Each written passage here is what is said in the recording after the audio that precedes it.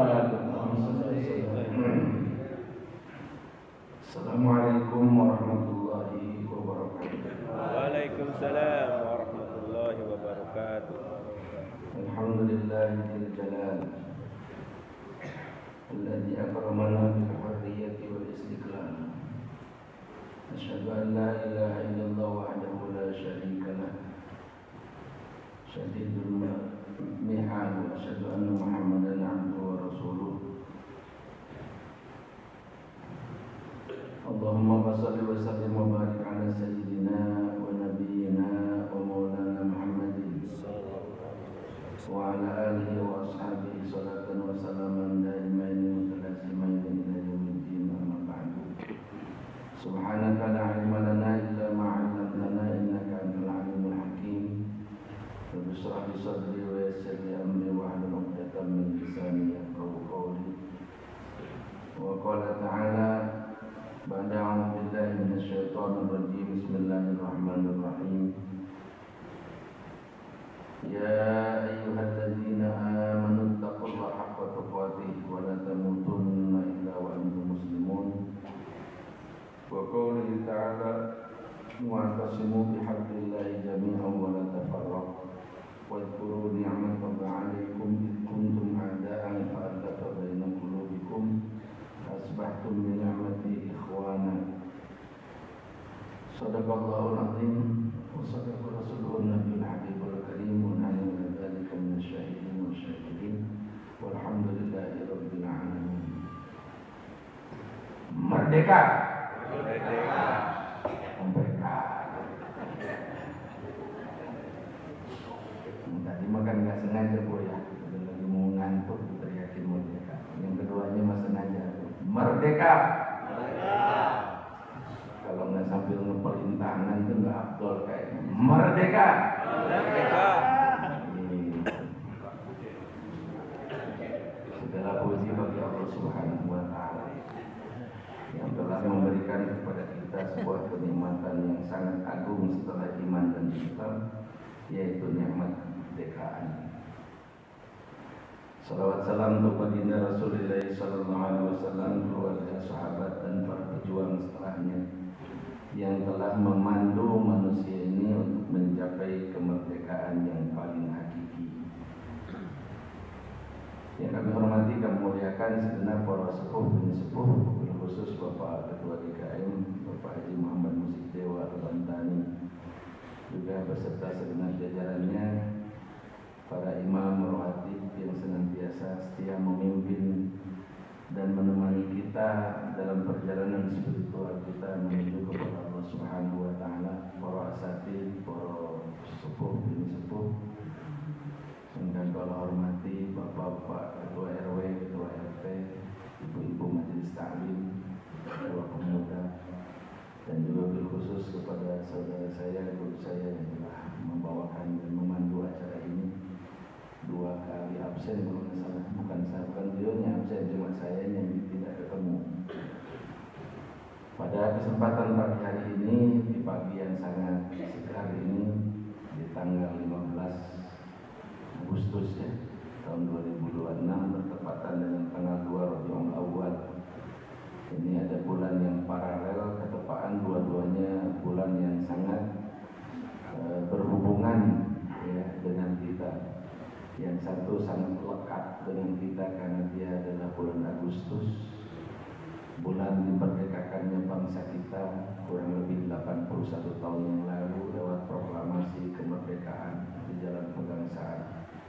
Dipekikkan, diteriakkan, dideklarasikan, diproklamasikan oleh Allahyarham sesepuh kita, orang tua kita, the founding fathers negara kita, Bapak Haji Insinyur Ahmad Soekarno. Kalau Bung Karno itu Ahmad, kalau Pak Harto itu Muhammad.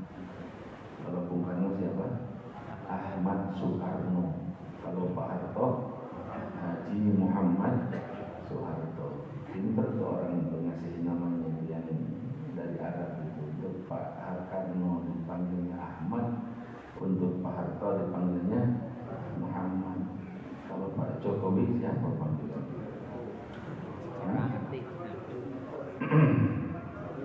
ngono sampai kok ngono tuh nggak boleh. Jamaah yang dimuliakan Allah Subhanahu Wa Taala itu untuk Agustus. Kalau untuk Maulid, masya Allah, lebih hebat, lebih dahsyat, lebih agung daripada itu. Maulid adalah bulan dilahirkannya baginda Nabi besar Muhammad Sallallahu Alaihi Wasallam. Nah, kita mah jarang bilang Rabiul Awal ya. Ya Pak, mana ada orang Banten bilang Rabiul Awal, bulan Maulud. Makanya peringatannya juga orang Sunda menyebutnya Mauludan. Kalau bulan Rajab mah masih mending, memang namanya Rajab atau Rajabul Mudhar kata orang Arab. Nanti Isra Mi'rajnya disebut Rajaban.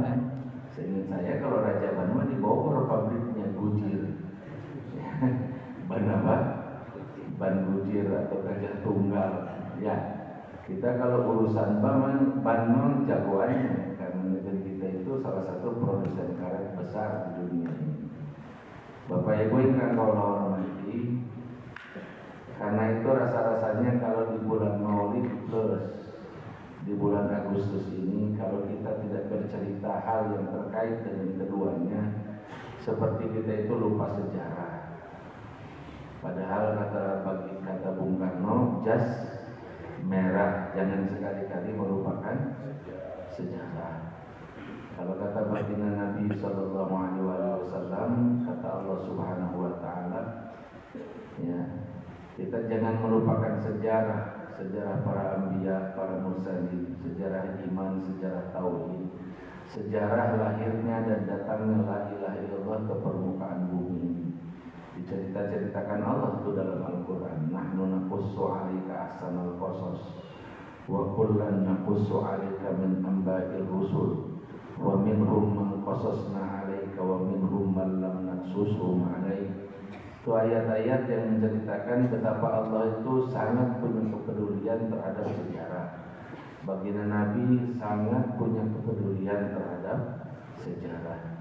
Karena itu Bapak Ibu yang Allah hormati, dalam rangka binara ragami eling, ya, eling artinya memperingati, mengingat-ingat nikmat agung yang Allah berikan kepada kita sekalian sebagai bangsa Indonesia.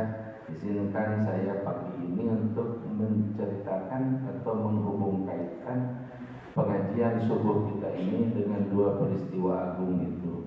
Peristiwa lahirnya baginda Nabi, include juga peristiwa proklamasi kemerdekaan Indonesia yang menandai bangsa kita memasuki satu babak baru dalam kehidupan berbangsa dan bernegara, menjadi negara Indonesia yang merdeka dan berdaulat penuh, baik secara politik, secara ekonomi, secara budaya, baik untuk kehidupan individual atau pribadi-pribadi maupun untuk kehidupan komunal sebagai sebuah bangsa dan negara.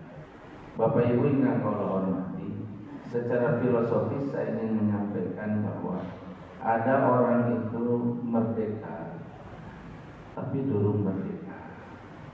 Ada negara itu merdeka tapi belum merdeka. Ada negara itu, ya, yang pertama ya, merdeka tapi belum merdeka. Yang kedua, ada yang merdeka sebelum merdeka. Itu aja biar ini saya karang aja biar gampang ingat-ingat. Yang tadi pertama merdeka tapi belum merdeka. Yang kedua merdeka sebelum merdeka. Ada yang ketiga merdeka sesudah merdeka. Nanti kita lihat negara kita masuk kategori yang mana. Bapak Ibu yang Allah hormati, baginda Nabi Sallallahu Alaihi Wasallam itu adalah Nabi yang diutus oleh Allah di tengah perbudakan itu sedang merajalela di dunia. Di timur masyarakat diperbudak, di barat masyarakat diperbudak. Di seluruh benua yang sudah ditemukan manusia saat itu terjadi perbudakan yang menggila luar biasa yang bahkan mungkin kita yang hidup saat ini tidak pernah bisa membayangkan bahwa manusia pernah hidup pada masa yang sekelam seperti itu, segelap itu, serusak itu. Katakanlah kita ambil dua peradaban besar yang sangat mempengaruhi dunia waktu itu. Di barat ada Romawi, di timur ada Persia. Sekalipun baratnya juga bukan barat-barat banget, karena Romawi itu ada Romawi Timur, ada Romawi Barat. Tapi kita anggap saja kita bagi aja dua blok biar enak ngomonginnya. Ada orang-orang di bawah kekuasaan Persia, ada orang-orang yang hidup di bawah kekuasaan Romawi. Di dua peradaban besar yang melatar belakangi lahirnya baginda Nabi Sallallahu Alaihi Wasallam dan gerakan dakwah baginda Nabi, dua peradaban inilah yang memberikan warna atas kehidupan umat manusia. Seperti apa kondisi secara umum di Persia? Persia itu kan bukan agama Samawi, agamanya itu Zoroaster. Mereka itu menyembah matahari, atau tepatnya menyembah api, bukan menyembah matahari, tapi menyembah api. Sehingga sebagai contoh kasus saja, dulu itu ada orang namanya Bahrom, disebutnya juga Bahrom al-Majusi. Jadi penganut agama Zoroaster, penganut agama Majusi. Ya kalau sekarang kawasan Iran dan sekitarnya, termasuk Khurasan dan lain sebagainya. Kalau sekarang negara-negara yang berakhiran stan, ya, Pakistan, tapi waktu itu belum ada nama Pakistan ya, Kazakhstan, Turkmenistan, itu masuk kawasan wilayah Kekaisaran Persia waktu itu. Sebagai contoh kasus saya ceritakannya si Bahrom, orang Majusi ini. Bahrom itu punya anak perempuan 12. Yang pertama dimakan sendiri, yang kedua didahar sorangan, yang ketiga di PDW, yang keempat digarap sendiri, yang kelima digarap sorangan, yang keenam sampai 11 anaknya semuanya diperlakukan seperti istrinya sendiri. Itu anak kandung, ya, anak kandung. Sampai akhirnya pada anak yang ke-12 dia baru sadar, dia baru tobat. Kalau istilah sekarang, saking menyesalnya dia kena serangan jantung, mati. Tapi Bahrom itu diterima tobatnya oleh Allah. Jadi ini contoh yang unik. Saya tidak akan menceritakan kasus tobatnya. Yang mau saya ceritakan itu seperti itulah orang Majusi pada masa itu. Seperti itulah orang-orang Persia pada masa itu. Hollywood menggambarkan dengan sangat akurat, sekalipun nampak seperti didramatisir dalam sebuah kisah yang sangat epik tentang peperangan antara orang-orang Persia dengan orang-orang Sparta. Judulnya itu 300, judul filmnya. Di mana kaisar Persia itu kalau mau naik kuda, naik unta, yang dijadikan jojodognya, tangga buat naik itu nginjek kepala pasukannya, hamba-hamba saya injek kepalanya. Kalau turun juga begitu. Kalau sekarang kira-kira ada orang seperti itu viral nggak? Viral, karena kita tidak mengenal lagi istilah perbudakan seperti pada masa lalu. Hari ini masih ada yang namanya human trafficking, manusia dijual. Dibilang mau ada pekerjaan di Batam, sampai ke sana dijual ke Germo dan kemudian jadi pelacur. Banyak yang begitu. Berangkat dari pesisir utara Pulau Jawa, dibawa ke Cibitung, katanya mau dipekerjakan. Di Cibitung dilempar ke Pulau Nyamuk. Sebelah mana itu Pulau Nyamuk? Ya. Ada juga yang dari Pulau Sumatera, berdasarkan laporan daripada Pak Haji Ali Soleh, Ini mah katanya orang Sumatera, ini mah jalur Sumatera. Begitu juga.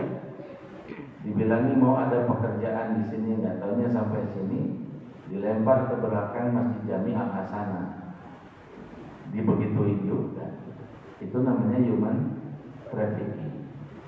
Atau yang sekarang paling terkenal itu umpamanya jadi dipekerjakan katanya di Hong Kong, katanya di Cina, yang ngeri belakangan ini di Kamboja, ya sampai setanya ternyata diperjualbelikan. Bahkan sebagian oknum itu memberangkatkan perempuan-perempuan Indonesia ke Saudi, datang ke sana jadi pembantu, tapi majikannya merasa gue udah beli, akhirnya diperlakukan seperti hamba sahaya, dan itu banyak pengakuannya bertebaran di mana-mana. Ya sebagiannya ada yang kemudian pulang, sebagiannya ada yang kemudian jadi TKW kaburan, sebagiannya ada yang enjoy, rawas di dia mah cenah ararageun. Enak katanya di sini mah gede, pisangnya besar, semangkanya besar, kudanya besar, kambingnya besar, pokoknya gede. Padahal orang Indonesia mah kalau gede mah bukan ke Arab. Ayam yang gede disebut ayam Bangkok, duren gede duren Bangkok, ya jambu gede jambu Bangkok. Kalau yang gede mah ke Bangkok, kalau yang kuat baru ke Arab. Nah, kuda kuat kuda Arab, gitu loh. Ya, Bapak Ibu kan kalau hormati, jadi keadaan Indonesia potret dunia mah waktu itu seperti itu. Potret Romawi, ada istilah gladiator kalau di masyarakat Romawi itu, manusia ngadu dengan manusia sampai mati. Maka kalau kita lihat tinju, MMA dan sebagainya, itu nggak ada apa-apanya itu. Apalagi kalau tinju, begitu digebuk dengan KO, nggak boleh ditimpa lagi kan, langsung dihitung, ya, langsung dihitung. Jadi kan gitu cari duit sampai segitu, bukannya diobati udah roboh dihitung 1, 2, 3 orang. Kayak yang duit kita masih serius, itu mah bener nyari duitnya beneran bukan? Bener nggak? Lah kalau saya mah nggak siap kalau punya menantu jadi petinju atau punya anak jadi petinju, anak aja kejar dihitung, bukannya digotong 1, 2, coba luar biasa. Makanya kalau kita cuma sekedar dagang di pasar induk nyari duit belum ada apa-apanya Pak Haji. Kalau sekedar nongkrong di pangkalan ojek ya nyari duit belum ada apa-apanya. Ada tuh Habib lagi Pak, Habib Nur Muhammad. Orang sana nggak bisa nyebut Habib Nur Muhammad, bahasa lahjah atau dialek daerah-daerah Rusia itu Habib Nur Magomedov. Padahal Habib Nur Muhammad aslinya itu. Jadi Habib Nur Magomedov. Nanti yang suka mencela-cela Habib di Indonesia, hati-hati loh. Tadi samperin Habib yang dari sono, remek kan deh. Bener kan? Remek lah, dipiting, dicekek semua garwe. Jadi sekarang belum ada apa-apanya dibandingkan zaman dulu, di mana manusia diadu dengan singa. Diadu dengan singa, masya Allah. Apalagi kaum perempuan pada masa itu, kaum orang kone belas, nggak ada harganya sama sekali. Bahkan di kampung halaman baginda Nabi, perempuan itu tidak dikehendaki untuk lahir. Acuh butuh manusia sama perempuan itu. Dalam kitab fikih sunnahnya Syekh Sabiq disebut perilaku masyarakat jahiliyah kepada perempuan itu, kadang kalau lagi haid itu dibuang ke kebun. Saya bau, kamu lagi dong di kebun itu, diusir ke kebun korma Pak perempuan itu. Entar terserah suaminya, kalau udah beres haidnya ditarik lagi ke rumah boleh, enggak juga enggak apa-apa. Ya Allah, kayak apa rasanya Bu, pas ibu lagi dapat dibuang ke kebun. Ada di sini yang begitu. Sana, jangan di rumah. Sana, belakang sana, no, dekat WC sana. Sampai segitunya. Pokoknya kehidupan itu ya seperti itu di zaman. Nah, Nabi SAW itu hidup pada era di mana perbudakan itu memang real, nyata dalam kehidupan sehari-hari. Bukan maknawi, tapi memang hakikinya kayak begitu terjadi. Ya, terjadi. Diperjualbelikan di pasar-pasar budak. Kayak kita beli kambing aja, kita pegang-pegang tangannya, kita pegang-pegang betisnya. Ya, majikan itu kalau beli hamba saya begitu. Ya, kalau hamba saya laki-laki itu yang jadi patokan adalah badannya yang keker. Maka zaman dulu itu sih keker-keker itu kayak adere itu golongan budak zaman dulu. Yang sehari-hari mikirkan badan keker. Hah? Ada yang begitu sekarang. Nge-gym itu jadi rukun iman. Fitness itu jadi rukun Islam. Wah, kayak apalah udah. Zaman dulu trennya orang-orang keker itu yang diperjualbelikan di pasar-pasar budak. Kalau keker gede harganya. Kalau kurus, kering, krempeng kayak Sayyidina Bilal itu murah itu. Laku bisa alhamdulillah. Kalau bukan Abu Bakar Siddiq yang beli, mungkin nggak laku Sayyidina Bilal itu. Karena secara tenaga ya kurang, badannya orang-orang Afrika itu kan tergantung wilayah Afrikanya. Kalau Afrika Ethiopia kan cili-cili, kayak Sayyidina Bilal itu. Ya. Sebaliknya kalau hamba saya perempuan, di samping kecantikannya juga suaranya. Karena di zaman itu penyanyi itu rata-rata hamba sahaya. Maka aneh kalau sekarang itu orang mau jadi penyanyi itu lomba KDI aja diantar sekeluarga, saputra putu mantu hadir semua. Ya nama betul. Sak kiai-kiai ini gerawuh, malah di stasiun TV itu mocok Fatihah. Sekarang kan tren ya, orang beli miras aja pakai watuha, nubelok. Beli miras pakai watuha ditukar sama miras. Allahu Akbar. Rasa-rasanya seumur kita gede sampai tua sekarang, baru tahun ini kita menemukan kasus begitu. Artinya anak-anak muda kita itu sebagiannya sudah tidak lagi mengenal nilai-nilai dan norma-norma. Mereka sama sekali tidak merasa bersalah begitu, Pak. Saya bukan sedih melihat merekanya, saya itu sedih melihat ini kayak permukaan gunung es gitu, kayak puncak gunung es. Jangan-jangan ke bawahnya lebih parah lagi. Itu yang nampak. Jangan-jangan yang tidak nampak lebih parah lagi. Gitu loh. Ngerinya kan begitu, Pak. Monggo kita kembali ke sini. Jadi yang namanya perbudakan itu sudah sampai sekeji itu. Datanglah kemudian baginda Nabi besar Muhammad sallallahu alaihi wasallam yang salah satu ajarannya adalah tahrirur raqabah, membebaskan, menyelamatkan perbudakan. Apa itu? Wa ma adraka mal aqabah. Terus fakku raqabah. Tahukah kamu apakah tanjakan itu?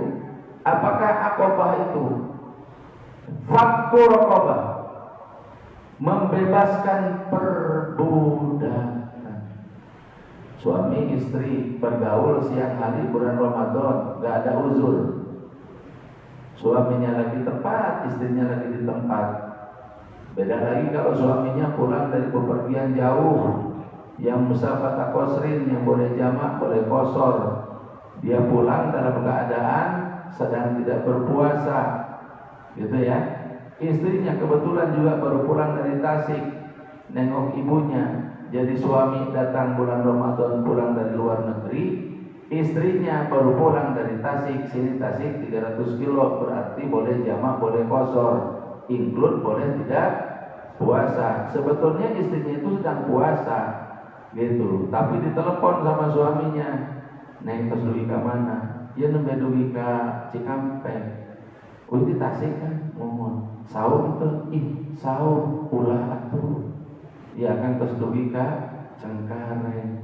Nah, betul. Boleh itu mah nggak apa-apa. Istri batal aja di rest area ngopi, ke. Tadi ada yang bilang sama saya, "Ngopi enggak, tapi yang datang air putih." Enggak, nanti ngopinya biasanya habis habis sarapan, nanti habis sarapan. Dan yang bikinin kopi saya harus Pak siapa? Amin. Jangan, bukan Pak Amin. Saya sudah kadung jatuh cinta sama cara dia ngocek kopi. Khusus. Kalau bisa Pak Amin itu buka warteg gitu. Atau kopi kafe jualan kopi. Itu memang masing-masing tangan itu sudah dipilihkan oleh Allah. Bapak Ibu yang kau hormati, lanjut. Ya. Jadi jamaah yang dimuliakan Allah Subhanahu wa taala. Apa tadi? Kopi. Kopi. Ingat kopi ya. Aduh, jadi ingatnya sama kopi doang kan Tuhan. Boleh kan, itu mah suaminya habis safar, istrinya habis. Tapi kalau dua-duanya tidak ada uzur melakukan hubungan suami istri di siang hari, hukumannya itu yang pertama, kok rajin. Ayo, kifarat kalau orang batal puasa karena jima, yang pertamanya apa? Puasa 2 bulan berturut-turut. Pura-pura 2 bulan, yang setengah bulan itu buat, kemudian 2 bulan, kan gitu. Ya, maka yang kedua kalau nggak bisa yang pertama, fatahriru raqabatin mu'minah, membebaskan hamba sahaya, membebaskan budak. Artinya dalam ajaran Islam itu diinkludkan masuk dalam denda untuk amaliyah tertentu, termasuk kalau kita bunuh orang nggak sengaja, hukumannya fatahriru raqabatin mu'minatin, membebaskan hamba sahaya. Berarti Islam itu memang syariatnya, ajarannya bukan mau melanggengkan perbudakan, tapi mau membebaskan perbudakan. 15 abad setelah baginda Nabi nggak ada, jangankan di dunia Muslim, bahkan di Amerika itu sudah dideklarasikan bahwa perbudakan itu tidak sesuai dengan hak asasi manusia. Kalimat freedom, ya, yang artinya adalah kebebasan, itu berasal mula daripada itu. Gitu. Jamaah yang dimuliakan Allah Subhanahu wa taala, merdeka yang diambil dari kata bahasa Sanskerta mahar dika. Ingat siapa namanya kalau mahar dika itu? Guru Soekarno Putro bikin grup vokal namanya Suara Mahardika, artinya suara kemerdekaan. Suara apa? The freedom of voice, suara kemerdekaan. Bapak Ibu nggak kalau hormati, ya. Jadi berarti baginda Nabi itu sejak awal, gitu maksud saya, sejak awal itu adalah memimpin umat manusia ini dan membawa mereka, kalau bahasa Qur'annya, minaz zulumati ilan nur, dari kegelapan menuju kepada cahaya. Kapan manusia disebut gelap? Ketika mereka hidup dalam satu sistem yang tidak memanusiakan manusia. Kebayang nggak Bapak? Ketika di abad ke-18 atau awal abad ke-19 itu, di Amerika itu masih ada warung dengan tulisan no negros and dogs. Gak boleh ada orang kulit hitam masuk ke situ dan gak boleh ada anjing. Artinya disamaratakan dengan apa? Anjing. Gak boleh tuh dibedakan. Naik kuda saja gak boleh. Ada orang negro naik kuda, itu jadi tontonan orang sekampung. Kenapa? Mereka dianggap makhluk yang tidak layak untuk naik kuda. Bayangkan. Ini cerita dalam dunia Islam. Sayyidina Muawiyah radhiyallahu taala anhu, suatu ketika itu sedang bertugas menjadi, ya ini sekarang jadi ajudan Kanjeng Nabi. Kalau istilah sekarang, Nabi ketamuan raja dari Yaman. Maka sebagai adesi atau ajudan, beliau diperintahkan oleh Nabi untuk menemani sang raja ini. Ini raja dengan pikiran pada masa lalu, di mana manusia itu ada yang merdeka, ada yang hamba sahaya. Dia berpikir selain dirinya, orang itu hamba sahaya semua. Dia biasa dilayani oleh para hamba sahaya. Kaisar Persia yang terakhir itu menangis karena hamba sahayanya tinggal 5.000. Emang biasanya yang melayani dia berapa orang? 20.000 orang. Sampai punya pembantu baru satu, itu pun telat bayar gaji, terus nyuruh-nyuruh sekeluarga. Ya, Doro istri nyuruh ini, ya. Kemudian juragan pamengket nyuruh itu. Kan kadang-kadang di rumah itu begitu. Majikan semua, suaminya yo majikan, istrinya yo majikan, anaknya 11 majikan semua. Remek lah Pak, kerja di tempat kayak begitu. Makanya sekarang mah orang-orang yang mau menjadi asisten rumah tangga itu nanya, Bu, boleh nanya enggak? Silakan, mau nanya apa kamu? Rumahnya 2 tingkat apa 1 tingkat? 2 lantai apa 1 lantai? Tipe berapa Bu? 36, 45, 75. Ya. Mohon maaf, keluarganya berapa orang? Bukannya kebayang Pak, nyuci untuk anak 5 bersuami dan istri, berarti nyuci baju setiap hari sekian potong. Nanya lagi dia, mesin cucinya yang elektronik atau yang biasa? Gitu. Apa digiles, apa digebuk, kemudian disikat pakai sikat hijau, begitu. Bapak Ibu yang kau hormati, ya. Nah, Sayyidina Muawiyah ini lagi jadi ajudan nemenin tamu Rasul raja. Lihat panas tuh Pak. Zaman dulu belum ada payung belum dibikin oleh manusia itu. Lihat kepanasan itu ya mereka harus berlindung di balik bayang-bayang pohon kan. Termasuk unta itulah gede tinggi, gede dhuwur. Di atas unta itu ada pelana namanya sekeduk. Kalau kata orang Sunda sekeduk onta. Itu pelana di atas onta. Itu kan lumayan kalau ada penumpangnya, sekeduk itu bayangannya itu bisa membuat kita tidak kepanasan. Terus Sayyidina Muawiyah mau berteduh di bawah bayangannya, dilarang sama rajanya. Nyingkir kau, nyingkas ya. Karena dianggap hamba. Diusir Pak, kira-kira kiuhan. Nggak kebayang kita yang hidup sekarang ada orang sampai segitunya. Berteduh nggak boleh. Emang di India itu suku-suku Paria, suku-suku Sudra yang paling rendah kastanya itu boleh menatap mata orang-orang dengan kasta Brahmana, kasta Sat. Nggak boleh Pak. Makan pun nggak boleh bareng.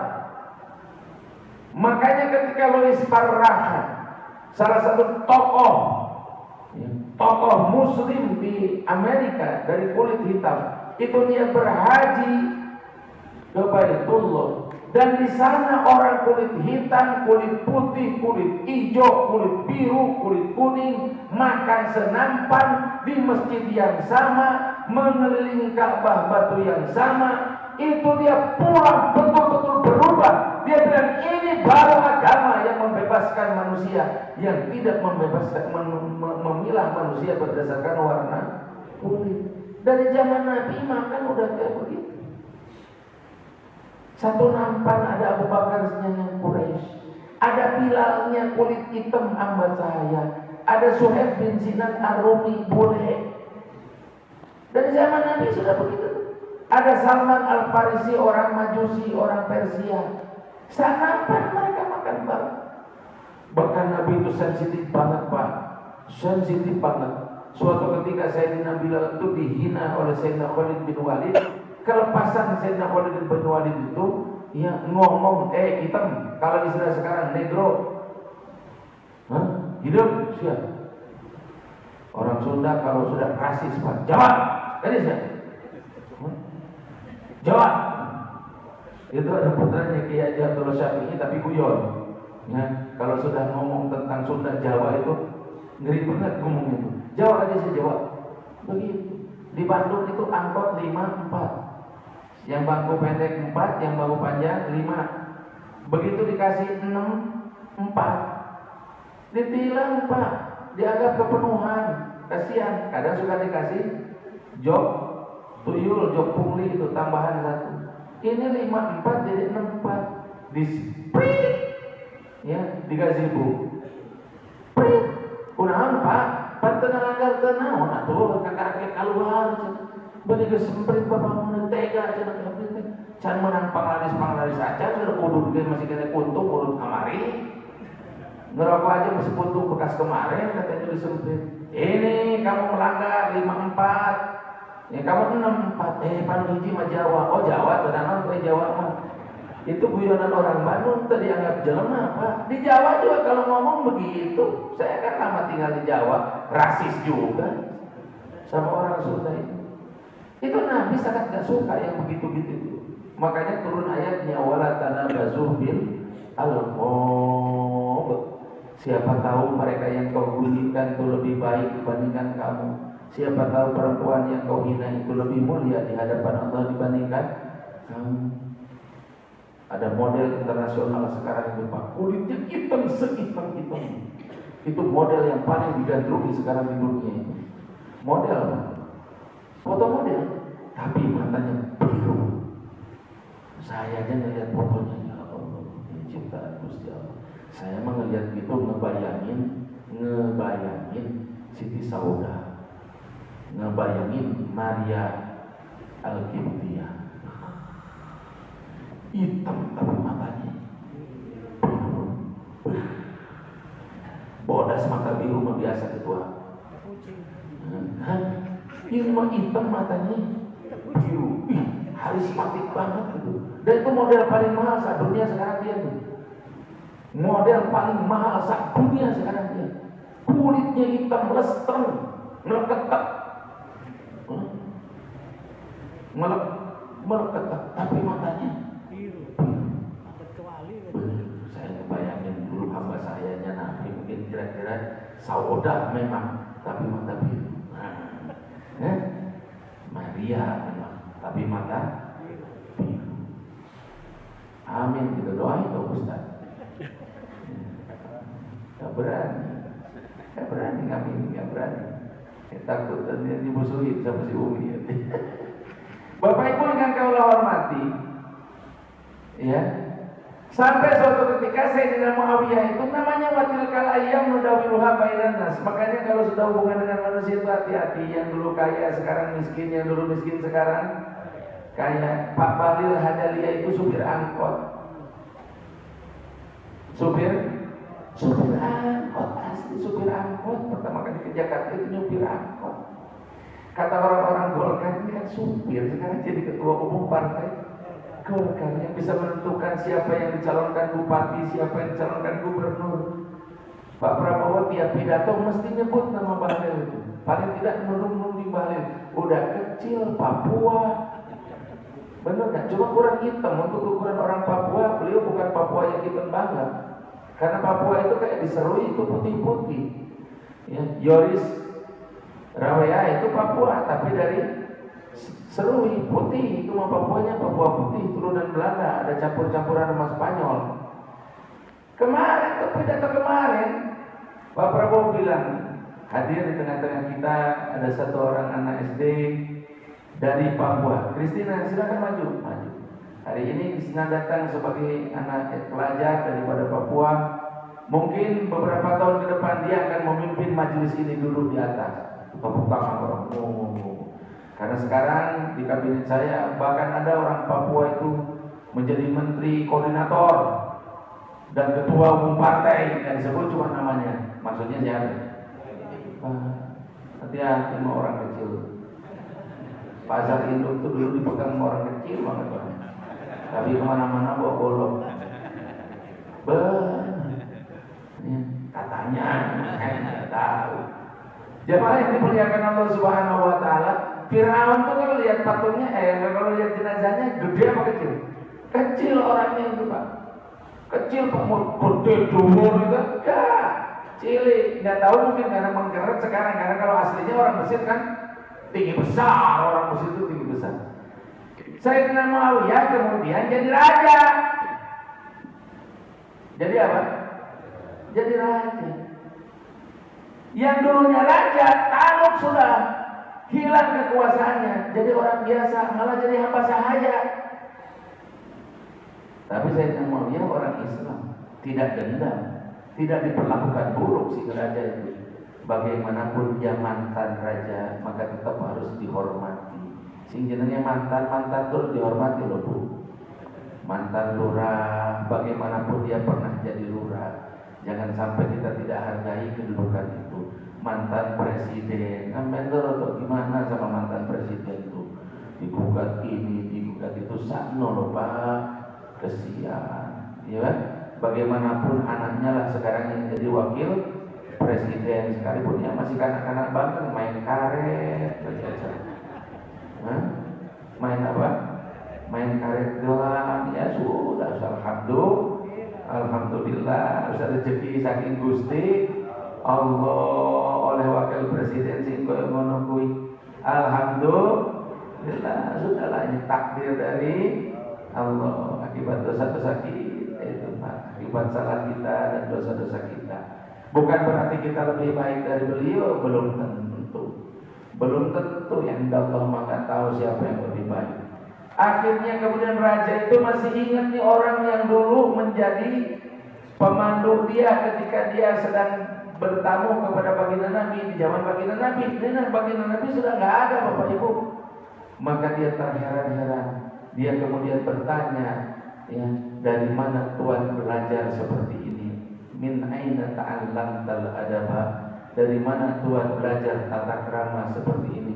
Memperlakukan mantan raja seolah-olah saya masih seperti raja. Maka kata Sayyidina Muawiyah, nyelkit banget jawabannya itu. Tapi begitulah cara beliau melakukan pembalasan itu elegan. Ta'allamtul adaba min sayyi'il adabi.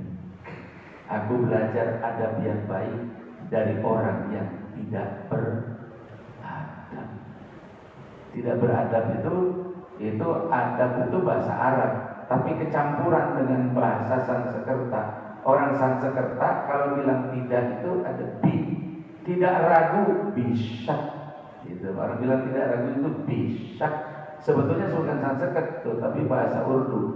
Tapi mungkin rumpun asalnya dari bahasa Sanskerta. Kalau tidak beradab disebutnya bi adab. Dilempengin biadab. Dilempengin jadi biadab. Kayak begitu potret kehidupan di zaman baginda Nabi sebelum Nabi datang membawa misi pembebasan manusia.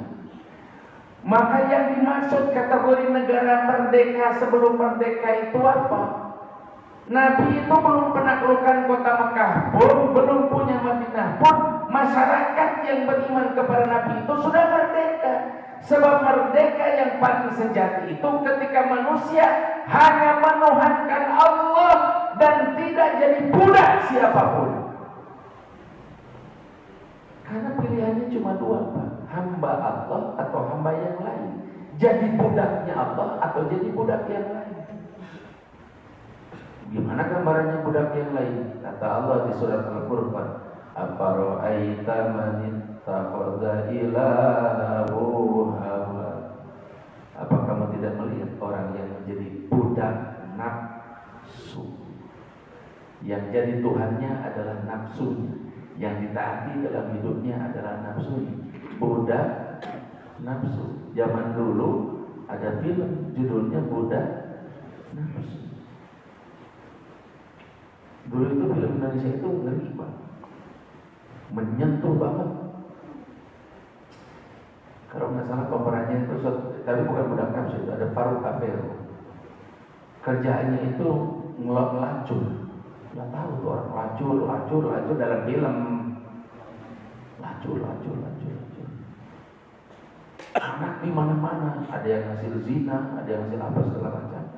Sampai suatu ketika dia akan menggauli seorang perempuan pelacur, begitu dibuka, istilah kita sekarang dibuka rok, ada tanda lahir di roknya. Siapa yang bakal di zina ini? Anak kandungnya sendiri. Disitulah dia tobat. Saking demennya lacur sampai terakhir ketemu sama siapa ya? Sama anaknya sendiri yang dilala memang terdampar di dunia pelacuran. Itu yang saya bilang film Indonesia dulu tuh bagus begitu. Nilai moralnya itu kuat. Akhirnya dia tobat Pak di ujungnya. Apa? Ini apa? Jadi budak nafsu. Emang koruptor bukan budak nafsu. Dan mau dia gelembok buku 7 turunan siat. Emang kita itu sampai harus korupsi Pak untuk hidup di dunia ini? Kata Rasulullah, yang namanya lauk paling enak tuh lapar. Bener gak? Kita ini habis ngaji begini, nasi uduk enak. Bener gak? Karena lapar. Soto enak. Rendang karena kita punya lauk utama, lapar. Gak aneh-aneh kok. Profesor Dr. Yusril Ihza Mahendra cerita, Pak Harto itu orang sederhana. Saya itu kerja di Pak Harto itu lama, ngikut Pak Harto lama. Suatu ketika saya dipanggil sama Ril, sini. Siapa? Ada apa Pak? Temani aku. Berdua. Mungkin ajudan-ajudan ini suruh pergi. Lapar nggak? Lapar. Ambilkan super mie.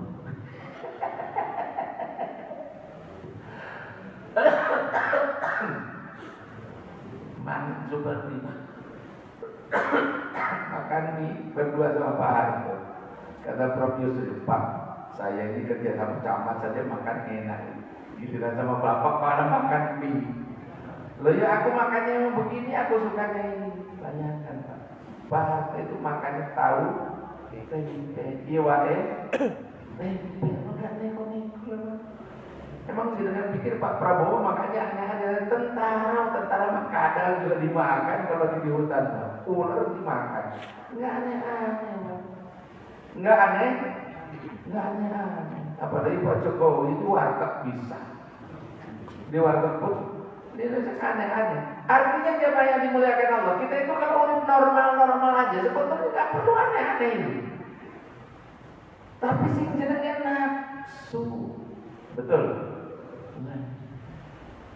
Laki-laki itu kalau selingkuh rata-rata istri keduanya itu tidak lebih cantik dari istri pertama. Lain dengan poligami ya, saya bilang kalau poligami bukan selingkuh. Nah, selingkuh itu kan udah tahu kaidahnya kan, selingkuh itu ketahuan, ketangkep, dengan ketangkep selingan. Jamaah yang dimuliakan Allah Subhanahu wa taala, budak nafsu. Semua hanya indah dalam imajinasi, disebutnya mantan, cuma nyaman dalam ingatan. Apalagi kalau CLBK, cinta lama babak kedua. Cinta lama babak kedua, saya mau nonton nggak jadi terus sampai hilang filmnya itu di bioskop. Ya, Widyawati sama Selamat Raharjo. Tuh ada yang sudah pernah lihat mungkin iklannya minimal atau udah nonton sama istri. Jamaah yang dimuliakan Allah Subhanahu wa taala. Ya. Jadi budak apa? Budak nafsu. Emang Trump budak apa itu, Pak? Istri cantik Ivanka, demen sama bocah yang belum balik. Emang lesbok yang jadi boti, cewek seneng sama cewek, cowok seneng karena cowok, dia subur karena yang tai. Coba mikir normalnya aja, Pak. Coba yang punya hobi kayak begitu untuk bilangin dari, coba tonton pas bermodal, pas lagi keluar tuh. Nah, syukur-syukur kalau mencret. Logika aja Pak, logika. Itu tempat keluar bakteri apa segala macam. Astagfirullah, dirojok, naudzubillah ini.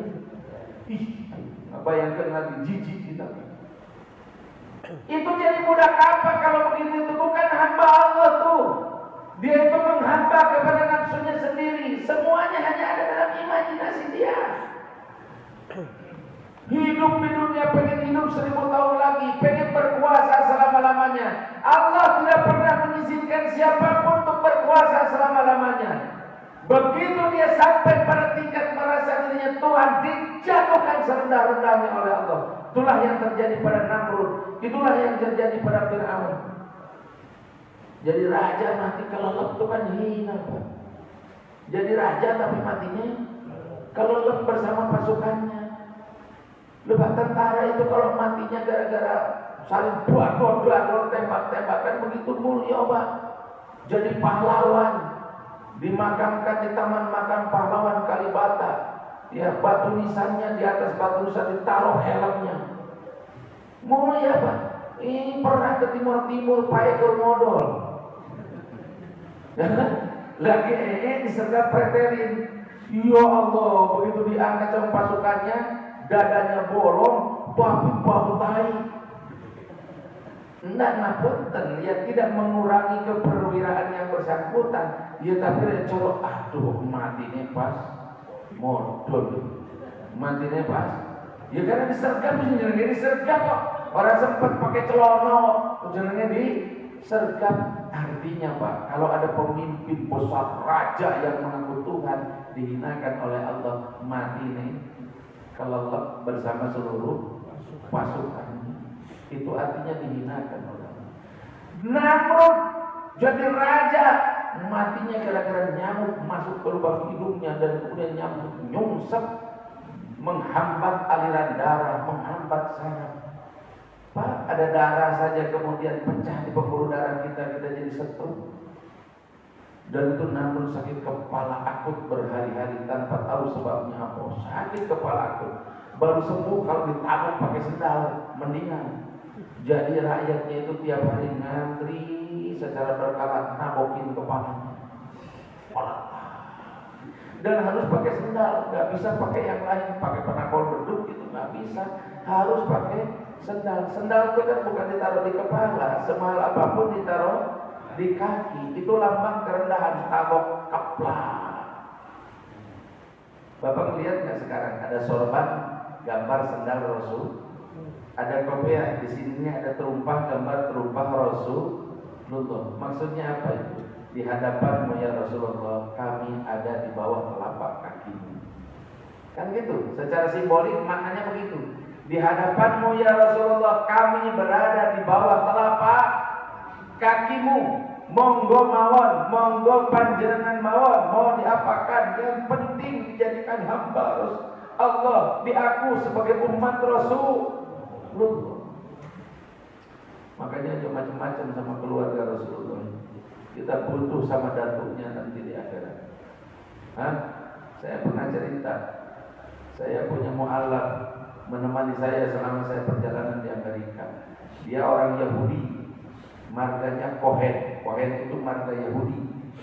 Ya, namanya Francisco Cohen. Ya, dia nemenin saya selama 40 hari kira-kira berkeliling di negaranya. Begitu pisah, saya nangis sampai dia nangis, saya nangis. Dan nggak nangis, dia mau nangis betul-betul nangis. Saya bilang, kamu Cohen kan? Iya. Kamu tahu kamu keturunan siapa? Yes. Ya, dia bilang, my ancient father is Yakub. Dia bilang, ya, dia bilang, datuk saya, nenek moyang mencek bahasa Sunda, karbon saya adalah Nabi Yakub. Oke. Kamu ketemu Islam lewat siapa? Lewat antum semua.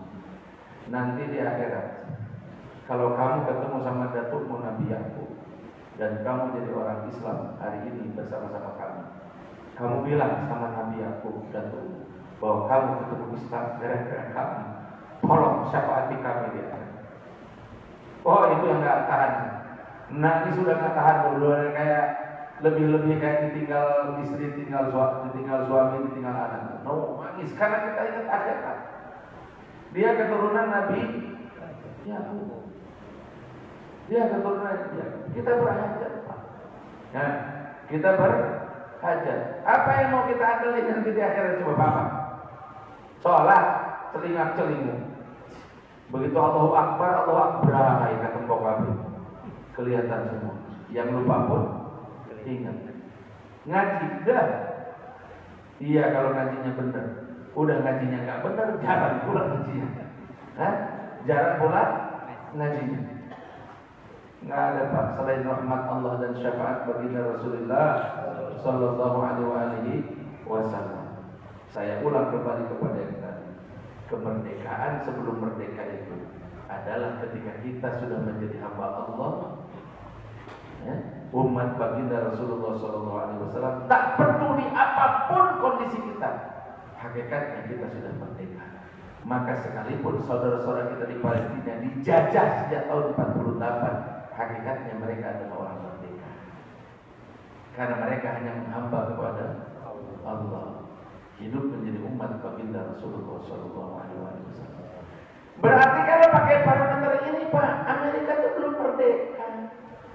Secara hakiki belum merdeka, masih jadi hamba nafsu, masih jadi budak nafsu. Kemerdekaan itu bukan berarti kemudian bebas sebebas-bebasnya. Mana ada manusia bebas sebebas-bebasnya. Hurriyatul mar'i mahdudun bi hurriyati ghairi. Kebebasan seseorang itu dibatasi oleh kemerdekaan dan kebebasan yang lain. Yang disebut freedom itu bukan berarti bebas nilai sebebas-bebasnya Bu. Ke Belanda sekarang. Kalau menurut saya itu Belanda mah kualat Indonesia kali sama kualat negara-negara dia jajah. Teman, di TikTok itu ada laki-laki Belanda, warga negara Belanda, minta Iran supaya mengirim rudal nuklir buat ngancurin Belanda. Udah ayatullah katanya, tolong kirim aja rudal tuh hancurkan negeri kami. Ayo Pakistan yang Muslim kirim aja rudal hancurkan negeri kami. Ini negeri sudah hancur.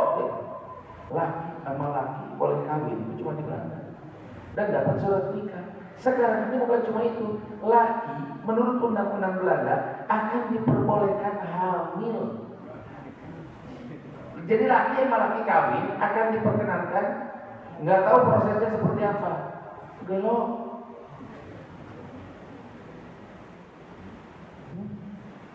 Kita mah sekarang merokok aja dibatasi Pak di bandara, nggak bisa sembarang merokok.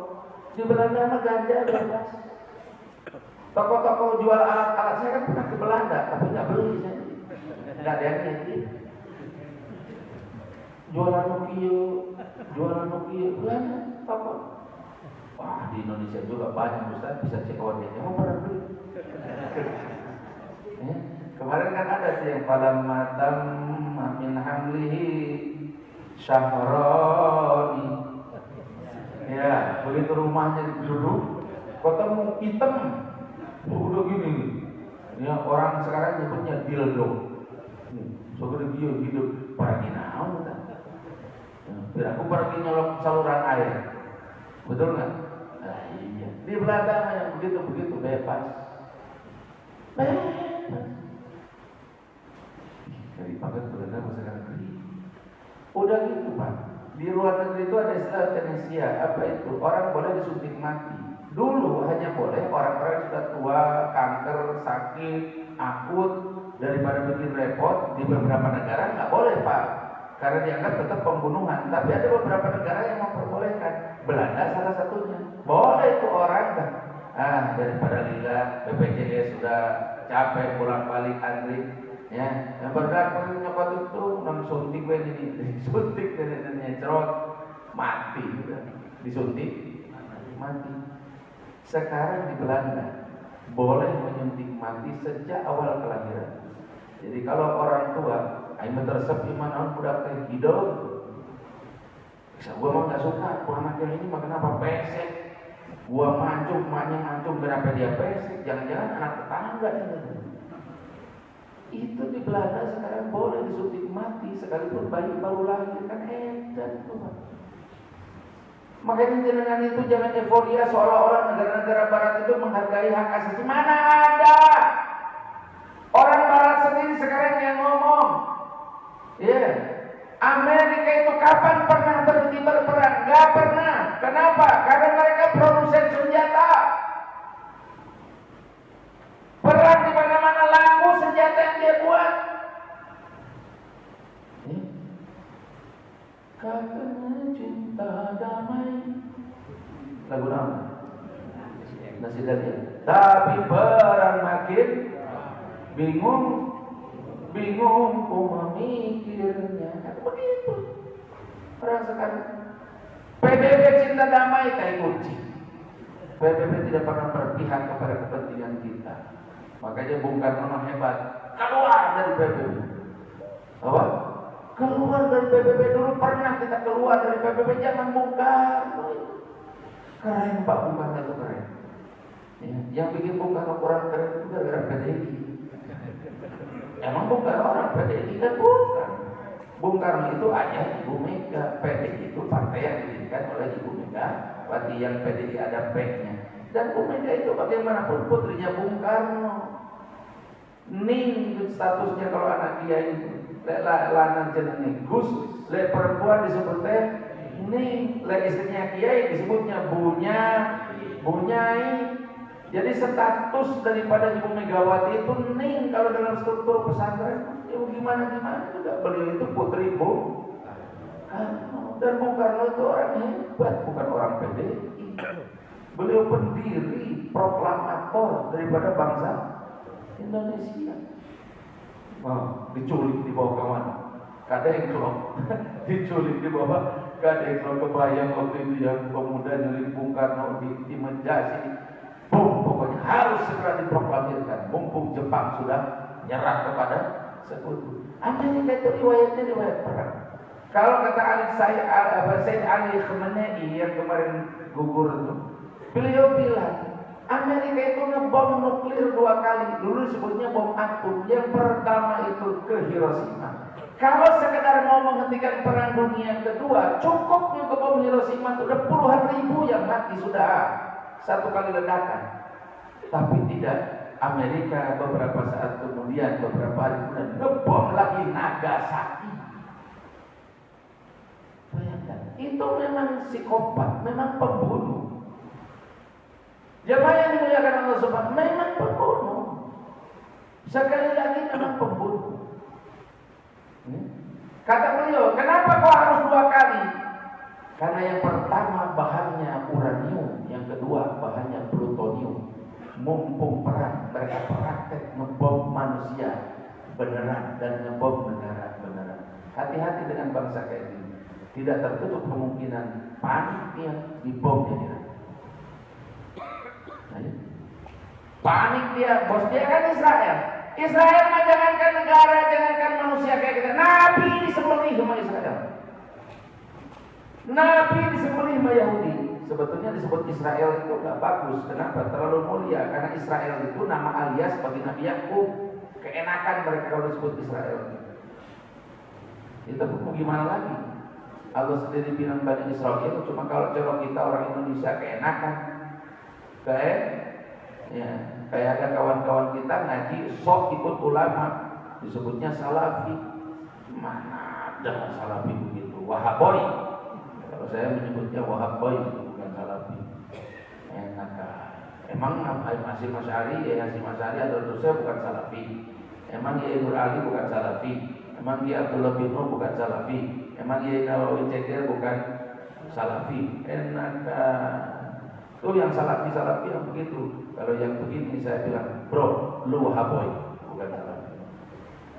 Keenakan kebagusan namanya. Sama dengan orang Yahudi disebut. Kalau Yahudi kan nanti kedatunya yang namanya Yahuda yang mempelopori pembuangan Nabi Yusuf ke dalam sumur tua itu. Di lubang buaya, bukan sumur tua yang di sono, bukan sumur buaya. Bapak Ibu ikan tolong. Maka dari negara seperti Amerika kita tidak akan berharap, tidak bisa berharap kedamaian, tidak bisa berharap kemerdekaan. Bullshit. Ya, kayak bullshit. Bohong belaka. Gak bakalan dari negara kayak gitu, gak bakalan. Cuma dia cara ngejajahnya itu memang cukup elegan. Dikirimnya demokrasi. Ada yang lebih berbahaya dari Amerika itu, bukan senjatanya, bukan nuklirnya, tapi demokrasi. Apalagi demokrasi kayak di Indonesia, one man one vote. Setiap orang punya satu suara yang sama. Saya sering mengumpamakan 1000 preman, 1 kiai, partai milih mana? Partai bakal milih yang mana? 1000 preman karena suaranya 1000. Sekalipun ini Wali Songo umpamanya Sunan Kalijaga, suaranya tetap satu. Adil kira-kira. Pantas kira-kira suara orang sekelas Sunan Kalijogo disamakan dengan suara 1 orang preman? Enggak pantas. Maka Indonesia tidak akan benar selama sistem ini belum dirubah. Selama sistem ini belum. Sekarang ini baru 2 tahun Pak Prabowo mimpin, bupati yang ditangkap sudah belasan. Iya. Ada saudara kita jemaah pengajian kita yang kemarin hadir yang katanya mau jadi wakil bupati, saya mas langsung aja ngomong hati-hati Ji. Karena jadi bupati Bekasi itu kayak ada kutukan. Biasanya bupatinya ditangkap KPK, wakil bupatinya naik, wakilnya mati. Ini yang sudah begini. Benar nggak? Benar nggak? Ibu nenek ditangkap KPK, terus wakilnya siapa? Pak Eka naik, Pak Eka-nya meninggal. Habis itu kemudian ganti bupati, namanya Ade Kunan. Betul, Pak Ade Kunannya ditangkap KPK, wakilnya siapa? Pak Asep naik. Belum, tapi sudah enggak. Jadi bupati sekarang. Jadi bupati. Berarti jabatan wakil kosong.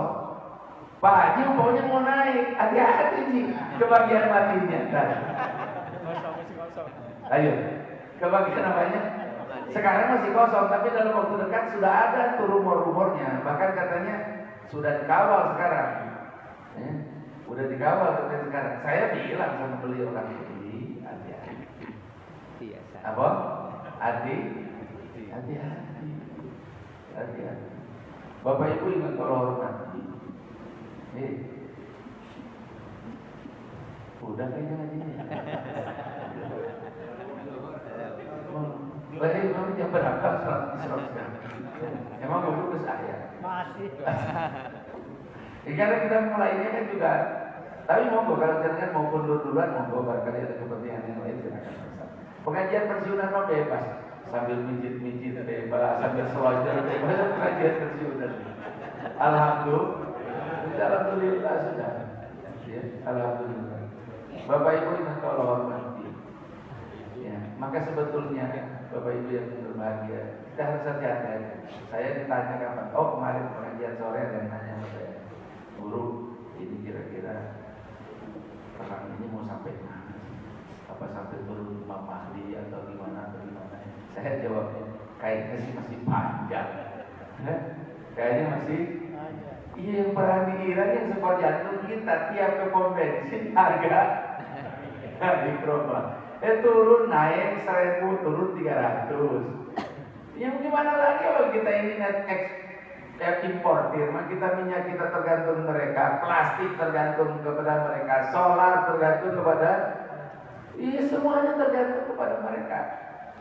Saat tempe delenya tergantung sama mereka. Jadi bisa hilang tempe, bisa hilang segala macam gara-gara itu Pak.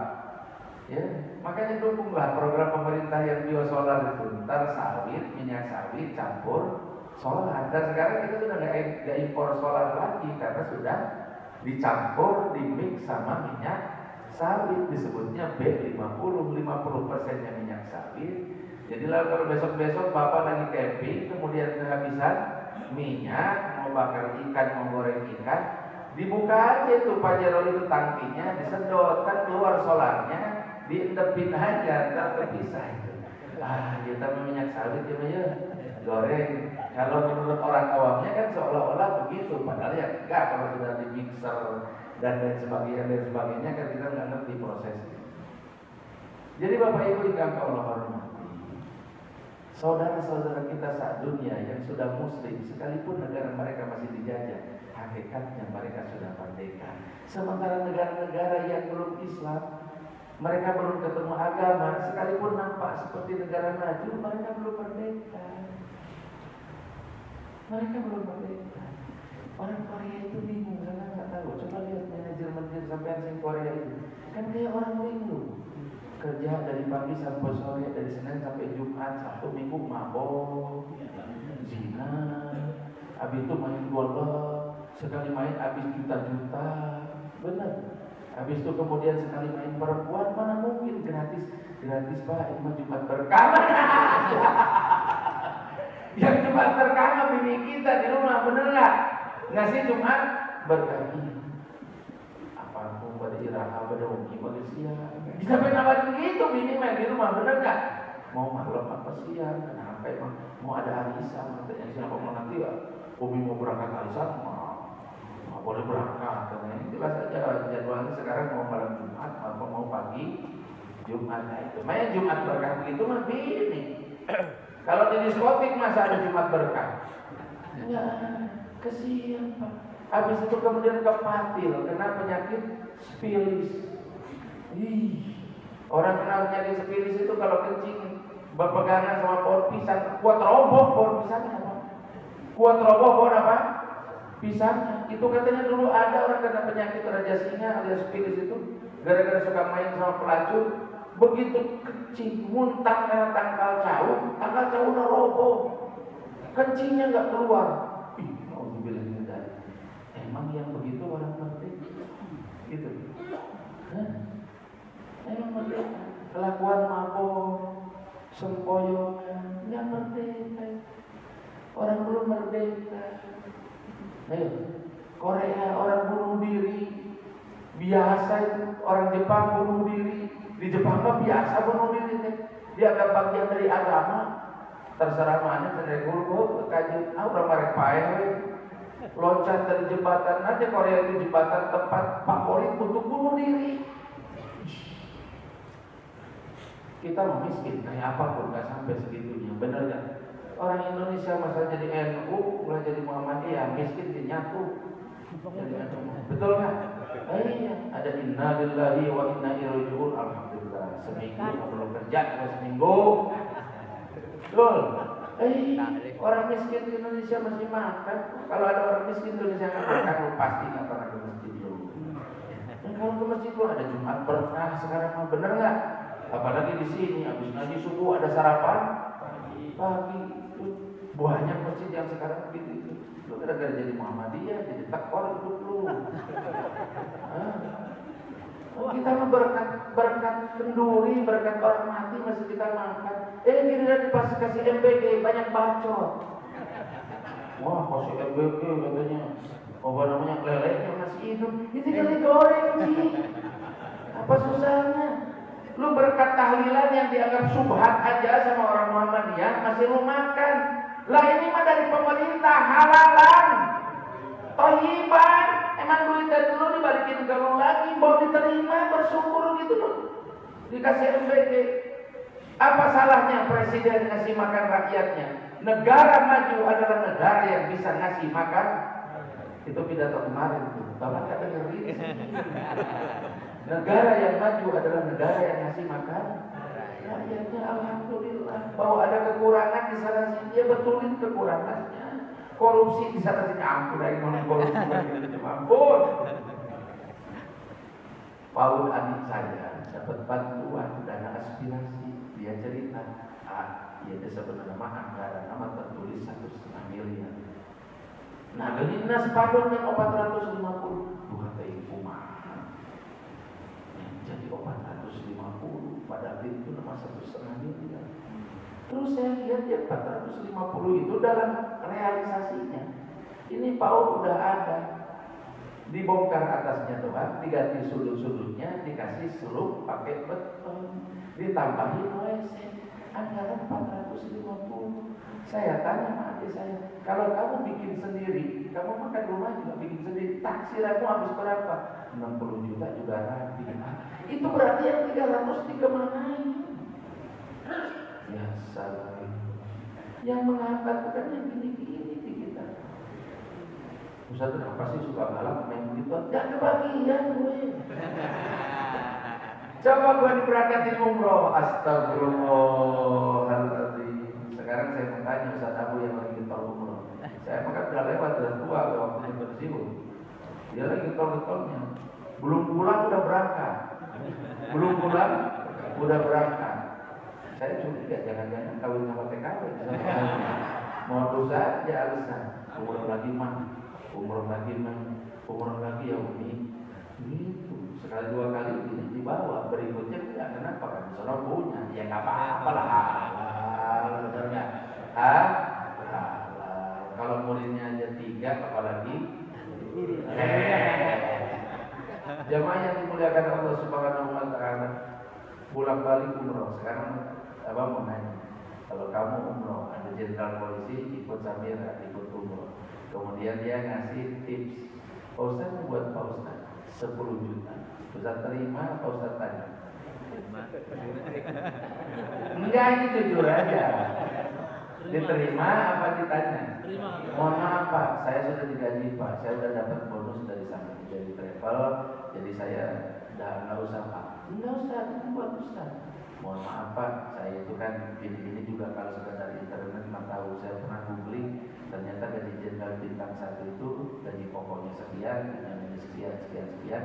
Bapak itu bawa pulang ke rumah paling banter itu bangsa 30 juta. Itu udah termasuk tunjangan Pak. Ini Bapak sekarang ngasih ke saya 10 juta, berarti seperti gaji saya. Terus terangannya mau nanya, ini Bapak dapat duit begini dari mana? Bisa umroh sekeluarga, pesawatnya VIP semua, umrohnya bintang 5. Dapat duitnya dari mana? Kebanyakan baca tuh. Bener nggak? Bener nggak? Ternyata kita tidak punya cukup keberanian untuk menolak. Kita paling bilang jazakumullah ahsanal jazaa fid dunya wal akhirah. Taqabbalallahu minna wa minkum. Wassalamualaikum warahmatullahi wabarakatuh. Sallallahu ala Muhammad. Sallallahu alaihi wasallam. Sallallahu ala Muhammad. Sallallahu alaihi wasallam. Terima kasih ikut ngumumin apa yang acara katanya.